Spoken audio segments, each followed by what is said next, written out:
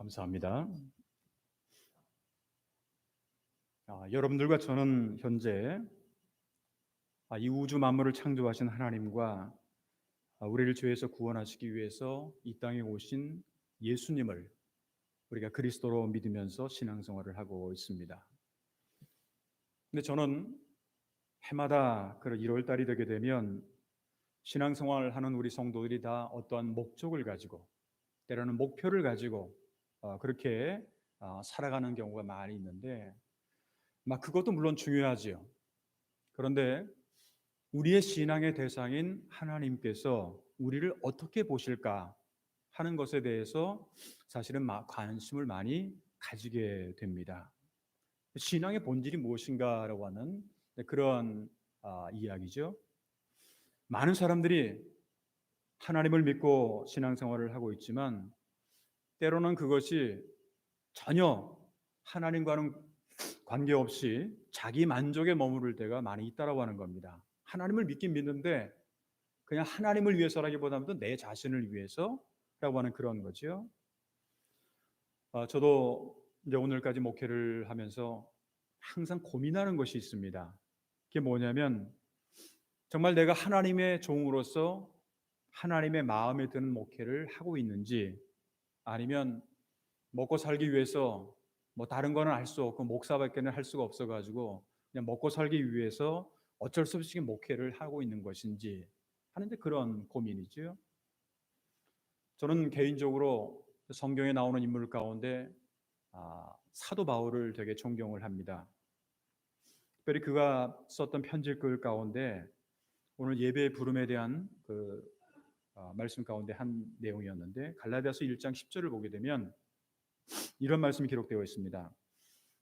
이제 내가 사람들에게 좋게 하랴 하나님께 좋게 하랴, 사람들에게 기쁨을 구하랴 내가 지금까지 사람들의 기쁨을 구하였다면 그리스도의 종이 아니니라, 그렇게 고백을 하고 있습니다. 이러한 사도 바울의 고백처럼 어떻게 보면 제 자신도 정말 목회를 하면서 하나님 앞에서 목회를 하는 건지 아니면 사람들에게 기쁨을 구하는 것인지 하는 그런 고민들을 늘 하게 됩니다. 나름대로 저는 이왕이면 하나님 앞에서, 하나님의 종이니까 하나님 앞에서 정말 좀 부끄러움이 없는 그러한 종이 되어야 되겠다라고 하는 그런 생각을 나름대로는 하고 있고 노력도 하고 있습니다. 이와 같이 하나님의 마음에 들기 위해서 항상 최선을 다했던 사도 바울은 에베소서 5장 10절에 보게 되면 주를 기쁘시게 할 것이 무엇인가 시험하여 보라, 주를 기쁘시게 할 것이 무엇인가를 한번 시험해 보라 하는 그런 말씀을 하고 있고, 고린도후서 5장 9절에도 보게 되면 그런즉 우리는 몸으로 있든지 떠나 있든지 주를 기쁘시게 하는 자가 되기를 힘쓰노라, 주를 기쁘시게 하는 자가 되기를 힘쓰노라, 그렇게 고백을 하고 있습니다. 바울이 이렇게 하나님을 기쁘시게 하는 자가 되기를 힘썼던 배경에는 어떻게 보면 하나님이 기뻐하지 않는 것도 있다라는 거죠. 하나님을 기쁘시게 하는 것이 있다고 한다면 하나님을 기쁘시게 하지 않는 것도 있다라고 하는 그러한 것을 전제로 하는 그런 내용입니다.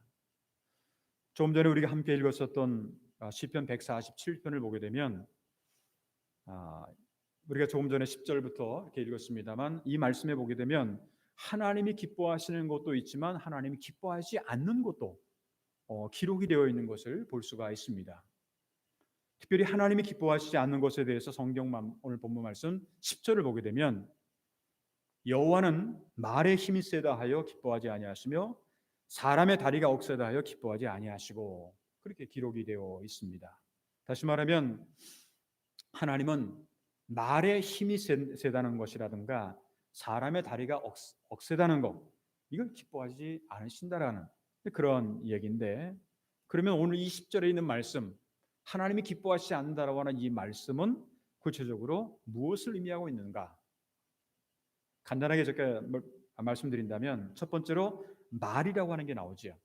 말은 여러분들이 잘 아시는 것처럼 힘과 빠름과 용맹을 상징을 하고 있습니다.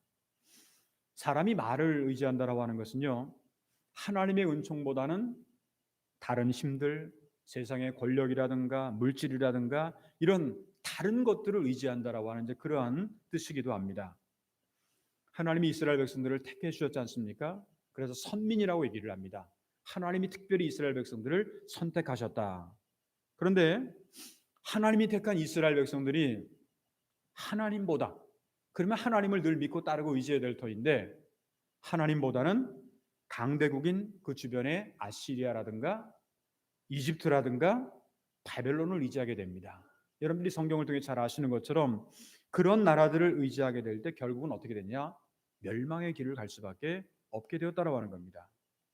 하나님은 이스라엘 백성들이 자기들에게 왕을 달라고 그렇게 구하게 되었을 때, 그러면 너희들이 하도 그렇게 구하니까 왕은 주겠다.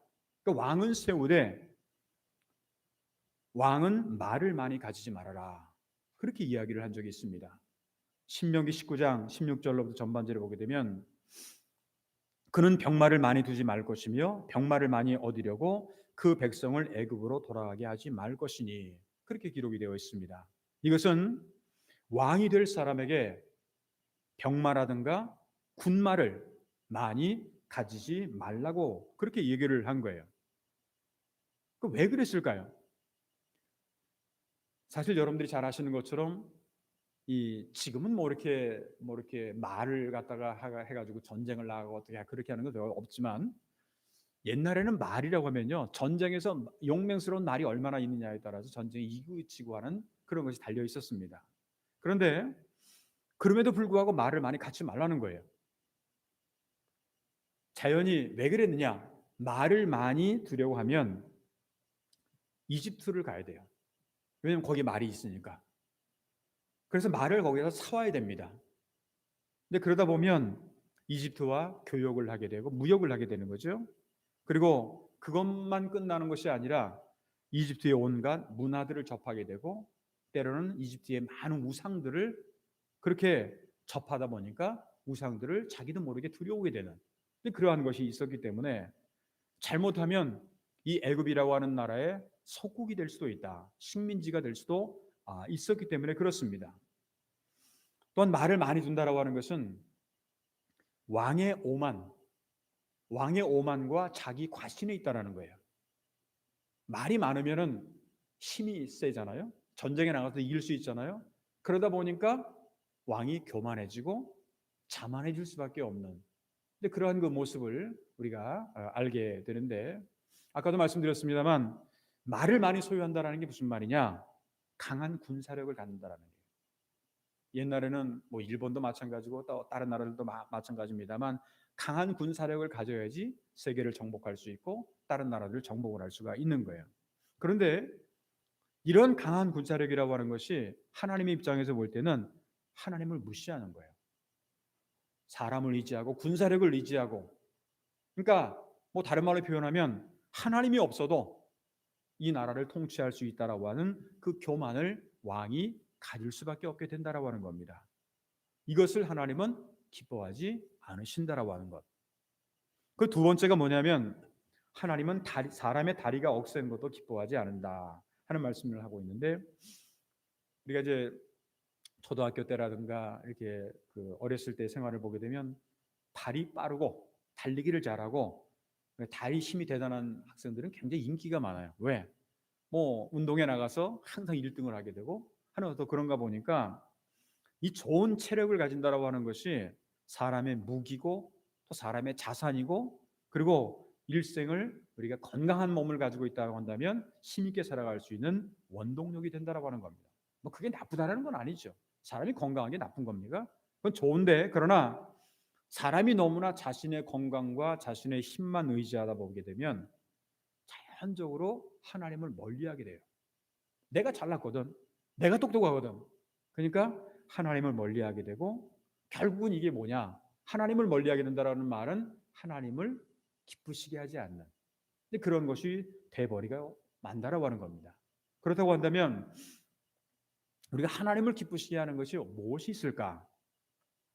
오늘은 1월의 네 번째 주일을 맞이하면서 오늘 성경 말씀을 근거로 해서 우리가 금년 한 해를 살아가면서 하나님을 기쁘시게 하고 하나님이 원하시는 것이 어떠한 것인지에 대해서 함께 생각해 보면서 오늘은 하나님을 기쁘시게 하는 것이라고 하는 그런 제목으로 말씀을 드리도록 하겠습니다. 그러면 하나님 앞에서 신앙생활을 하고 있는 우리가 하나님을 기쁘시게 하기 위해서는 구체적으로 어떠한 것들이 필요할까요? 하나님을 기쁘시게 하기 위해서 우리에게 필요한 것들이 어떠한 것들이 있을까요? 오늘 성경은 우리에게 어떠한 것들을 말씀하고 있을까요? 몇 가지로 나눠서 말씀을 드린다고 한다면, 먼저 하나님을 기쁘시게 하는 것은요, 우리 인간을 창조하신 하나님을 경외하고 그분을 찬양하는 겁니다. 하나님을 경외하고 그분을 찬양하는 것이다. 오늘 성경 말씀 11절 12절을 보게 되면 여호와는 자기를 경외하는 자들과 그의 인자하심을 바라는 자들을 기뻐하시는도다. 예루살렘아 여호와를 찬송할지어다. 시온아 내 하나님을 찬양할지어다. 그렇게 말씀을 하고 있습니다. 먼저 첫 번째 보게 되면 하나님이 기뻐하시는 게 뭐냐면 하나님을 경외하는 것이다. 우리가 이제 구약 성경에 보면 지혜서라고 하는 것이 나오는데 지혜서 가운데 전도서라고 하는 것이 있습니다. 근데 전도서를 이렇게 쭉 읽다 보게 되면 처음부터 시작해서 헛되고 헛되며 헛되고 헛되니 모든 것이 헛되도다 이런 말씀을 쭉 읽다 보게 되면 이거 인생이 이렇게 헛된 건가?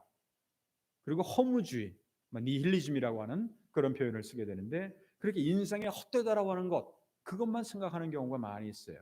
그런데 전도서의 사실 핵심은 주제는 그게 아닙니다. 전도서의 핵심과 주제가 뭐냐면 허무하다는 게 아니라 하나님을 경외해야 된다라는 거예요. 우리가 전도서의 맨 마지막에 전도서 12장이 마지막 장인데 13절 14절을 보게 되면 이제 전도서의 결론이 나와요. 전도서가 지금까지 이제 12장까지 이렇게 쓰면서 이야기를 할 결론이 뭐냐? 일의 결국은 다 들었으리. 이걸 이제 일본어는 이제 결론이라고도 그렇게 표현하잖아요. 스베테니 미미오 카타모케 때에다 kết論. 그러니까 결론인 거예요. 일의 결국은 다 들었으니 그 결론이 뭐냐? 하나님을 경외하고 그의 명령들을 지킬지어다. 이것이 모든 사람의 본분이니라. 하나님은 모든 행위와 모든 은밀한 일을 선악간에 심판하시느니라. 그렇게 말씀을 하고 있습니다. 하나님을 경외하는 것 이것이야말로 모든 사람의 본분이고 이것이야말로 하나님을 기쁘시게 한다라는 거예요. 진정 우리가 매 순간순간마다 살아가면서 하나님을 기쁘시게 하기를 원한다고 한다면 어떻게 하면 좋으냐? 하나님을 경외하는 거예요.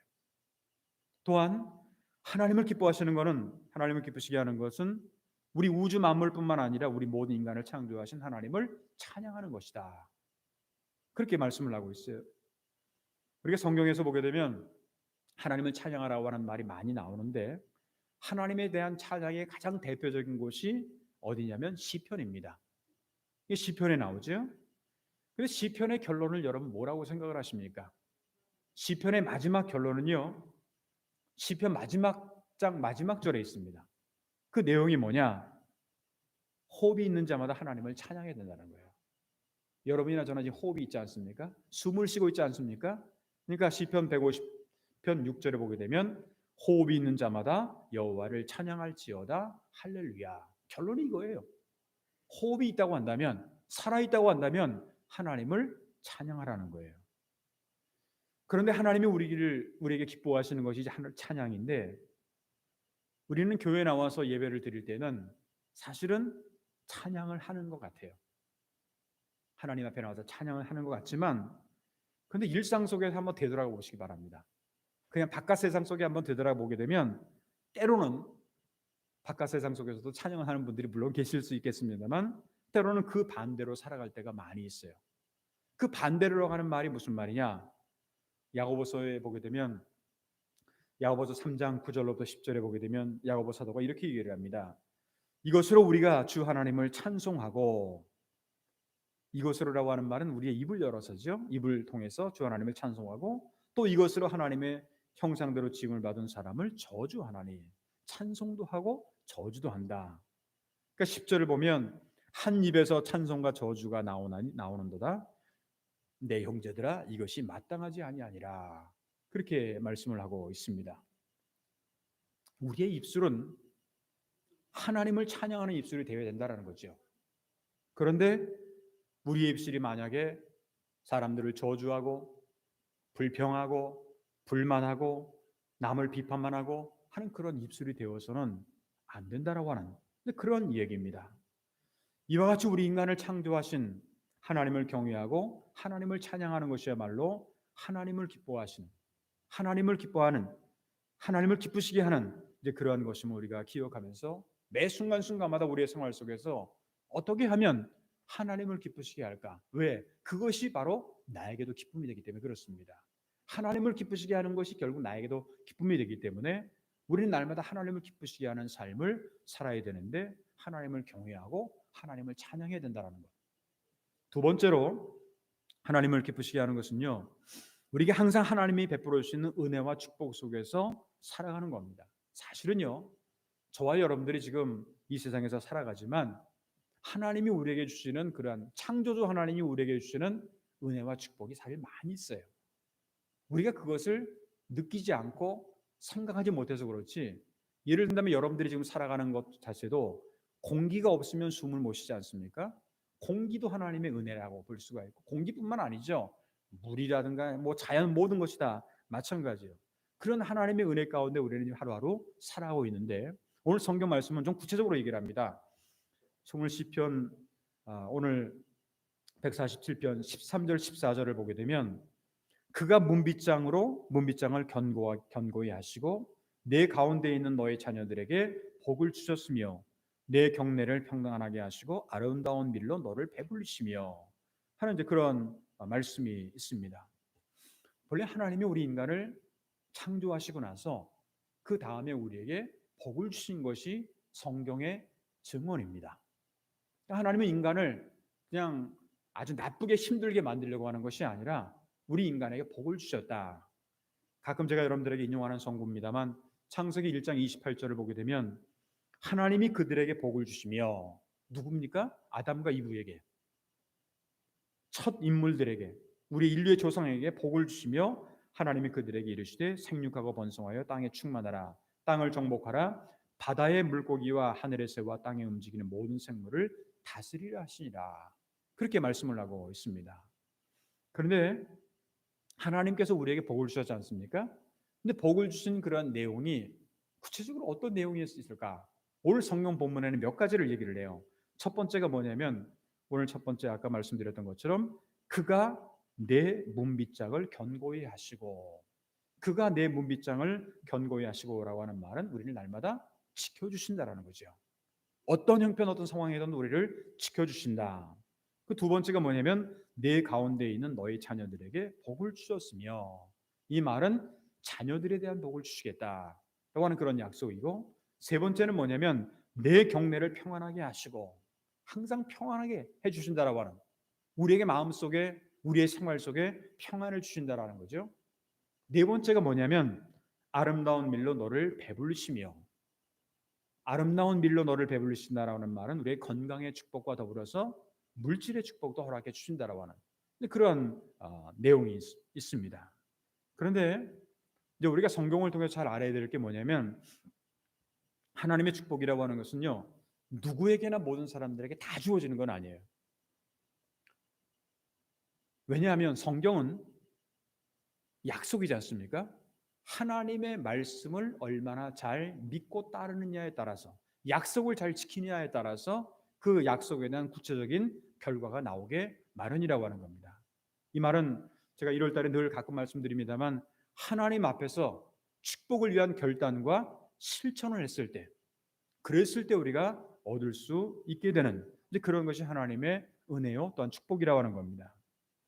하나님께서 우리에게 주시는 복, 특별히 오늘 성경 말씀에 기록되어 있는 것처럼 우리를 항상 지켜주시는 것을 비롯해서 자녀의 축복, 평안의 축복, 건강의 물질의 축복은 입술로 하나님을 내가 믿는다고 해서 누구에게나 다 주어지는 것이 아니라 약속이라고 그러지 않았습니까? 하나님의 말씀을 철저하게 믿고 결단하고 이것을 구체적으로 실천하게 될 때 우리가 얻게 되는 그러한 하나님의 은혜요 축복이라고 하는 겁니다.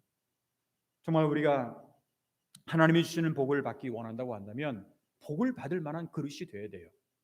복을 받을 만한 그릇이 된다고 하는 것은 매 순간마다 하나님의 은혜와 축복에 대해서 우리가 감사해야 되는데 조금만 힘들고 조금만 어려워도 항상 불평, 불만 이렇게만 하면은 안 된다라고 하는 것을 우리에게 가르쳐주고 있습니다. 하나님의 은혜, 하나님의 사랑에, 하나님의 베푸심에 늘 감사하는 사람들, 이런 사람들에게야말로 하나님을 기쁘시게 한다라고 하는 것이 될 수가 있다라고 하는 겁니다. 세 번째, 마지막으로 하나님을 기쁘시게 하는 것은요, 하나님이 우리에게 주신 말씀에 순종하는 것이다.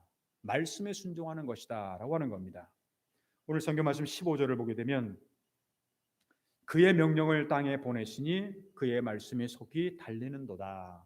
그의 말씀이 속히 달리는도다. 하나님은 우리가 이 땅에 살아가면서 하나님의 복을 체험하기 위해서 주신 게 있다고. 그것이 하나님의 말씀이요, 하나님의 약속입니다. 주의 명령입니다.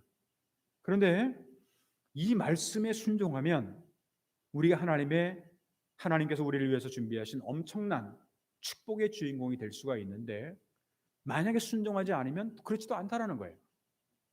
여러분들이 아마 성경을 읽으시다 보면 잘 아시는 것처럼 신명기 28장을 보게 되면 하나님을 말씀을 믿고 순종하는 자에게 주시는 축복과 그 말씀을 따르지 않는 사람에게 어떠한 화가 임하는지에 대한 것이 기록이 되어 있어요. 신명기 28장을 우리가 면밀하게 잘 읽어보시면 그 내용이 기록되어 있습니다. 제가 조금 길지만 신명기 28장 1절로부터 6절까지만 제가 여러분들에게 말씀을 한번 드린다면, 내가 내 하나님 여호와의 말씀을 삼가 듣고 내가 오늘 내게 명령하는 그의 모든 명령을 지켜 행하면 내 하나님 여호와께서 너를 세계 모든 민족 위에 뛰어나게 하실 것이라. 내가 내 하나님 여호와의 말씀을 청종하면 이 모든 복이 내게 임하며 내게 이르리니 성읍에서도 복을 받고 들에서도 복을 받을 것이며 내 몸의 자녀와 내 토지의 소산과 내 짐승의 새끼와 소와 양의 새끼가 복을 받을 것이며 내 광주리와 떡반죽 그릇이 복을 받을 것이며 내가 들어와도 복을 받고 나가도 복을 받을 것이라. 세상에 이런 복이 있습니까? 근데 중요한 것은 뭐냐면요, 이러한 복의 주인공이 되려면 이 말씀대로 살아야 되는 거예요. 그의 모든 명령을 지켜서 행하면 우리가 하나님의 말씀을 듣기는 듣는데 그냥 듣는 것으로 끝나버려요. 오늘 여러분들이 이 시간에 이렇게 설교 시간에 하나님의 말씀을 들으면 듣는 것으로 그냥 끝나버려요. 그러면 나에게 별로 옛날에 이런 말씀 들었구나 하는 것으로 끝나버리고 이 말씀을 행하지 않고 순종하지 않는다면 어떻게 보면 그것은 자기를 속이는 것이 됩니다. 자기를 속이는 것이 되고 그것이 하나님을 기뻐하게 할 리가 없다라고 하는 겁니다. 하나님의 말씀을 들었으면 그 말씀대로 따라야 되는데, 아이들이 부모 앞에서 얘기하면서 엄마 아빠가 이렇게 말을 하면 잘 따르면 엄마 아빠도 기분이 좋지 않습니까? 말은 하는데 이거 맨날 딴 행동만 하는 거예요. 청개구리처럼 반대만 하는 거예요. 이거만 하나님이 기뻐하시겠습니까? 부모들이 기뻐할 리가 없잖아요. 야고보서 1장 22절을 보게 되면 야고보 사도가 우리에게 이렇게 권면을 합니다. 너희는 말씀을 행하는 자가 되고 듣기만 하여 자신을 속이는 자가 되지 말라. 듣기만 하는 거는 자기를 속이는 것이 되어버리고 만다는 거죠. 그러니까 듣기만 하고 자기를 속이는 자가 되지 말고 말씀을 행하는 자가 되어야 된다. 성경에 보통 이제 우리가 성경 말씀을 생명의 말씀이라고 하지 않습니까? 살아있는 말씀이 아닙니까? 살아있는 생명의 말씀이 되려면 우리의 생활 속에서 구체적으로 살아있지 않으면 생명의 말씀이 안 되는 거죠. 살아있으려면 어떻게 되느냐? 말씀을 그대로 따르면 되는 거예요. 그 말씀을 그대로 실천하면 된다라고 하는 겁니다. 우리에게 축복의 통로가 되는 하나님의 이 말씀은요, 우리가 그 말씀을 듣고 이 말씀을 구체적으로 행하게 될 때 열매를 맺는 것이다. 또한 그것이야말로 하나님을 기쁘시게 하는 것이다 하는 것을 오늘 성경은 우리에게 가르쳐주고 있습니다. 사랑하는 성도 여러분, 오늘 성경 말씀을 통해서 우리가 하나님을 기쁘시게 하는 것이 무엇인가를 바로 깨달아 알고 이것을 실천해야 할 것입니다. 주어진 환경이나 여러 가지 어려운 고난, 이러한 것들 때문에 탓하기보다는, 여러분들 고난과 어려움이 왔을 때 그것 때문에 불평, 불만, 원망을 한다고 한다면 그대로 다 됩니까? 오히려 불평, 불만 원하는 대로 될 수밖에 없어요. 그렇지만 그럴 때일수록 하나님이 뭐를 기뻐하시는가를 하나하나 작은 것 하나라도 우리가 찾아야 돼요. 그것을 실천해야 된다라고 하는 겁니다. 하나님을 기쁘시게 하는 게 뭐예요? 오늘 성경 말씀을 보게 되면 하나님을 경외하는 거예요. 그분을 찬양하는 겁니다. 또한 하나님이 주신 은혜와 축복 가운데 우리가 날마다 감사하면서 살아가는 거예요. 힘들다고, 어렵다고, 고통스럽다고 불평을 하게 되면 불평하는 대로 돼버리게 돼요. 그러나 어려워도 힘들어도 감사하면 감사하는 대로 이것이 이루어지게 된다고 하는 겁니다. 이를 위해서는 우리가 항상 우리에게 주시는 하나님의 말씀을, 하나님의 말씀에 순종하는 생활을 해야 된다고 하는 것을 꼭 기억을 하시길 바랍니다.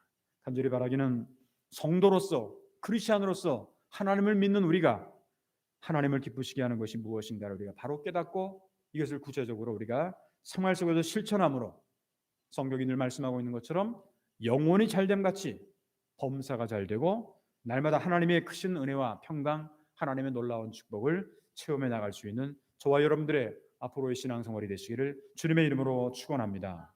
기도하겠습니다. 은혜로우신 하나님 아버지, 감사합니다. 코로나 오미크론 변이종인